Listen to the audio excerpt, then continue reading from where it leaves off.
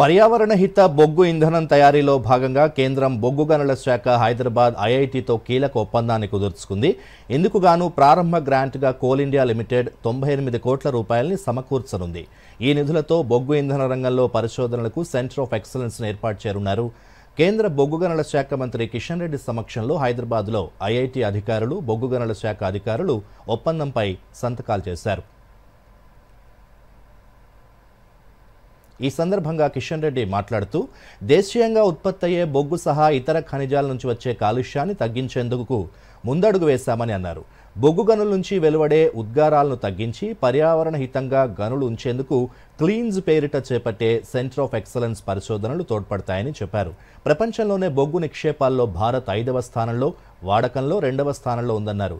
Cement, విద్యుత్, ఎరువులు, aluminium సహా అనేక పరిశ్రమలకు బొగ్గే ఆధారమని కిషన్ రెడ్డి చెప్పారు. కాగా పర్యావరణ హితంగా కోల్ ఇండియాతో పనిచేసేందుకు ఐఐటి లాంటి సంస్థలు ముందుకు రావడం శుభ పరిణామం అన్నారు కిషన్ రెడ్డి.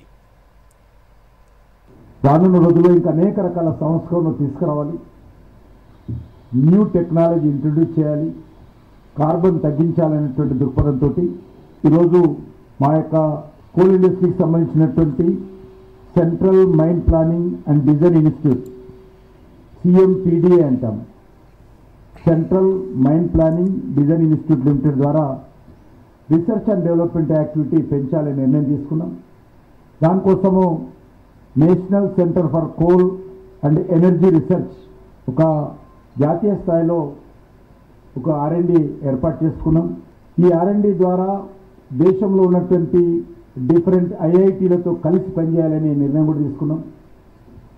అందులో భాగంగా ఐఐటి హైదరాబాద్ ఈ బాధ్యత ఇచ్చాము.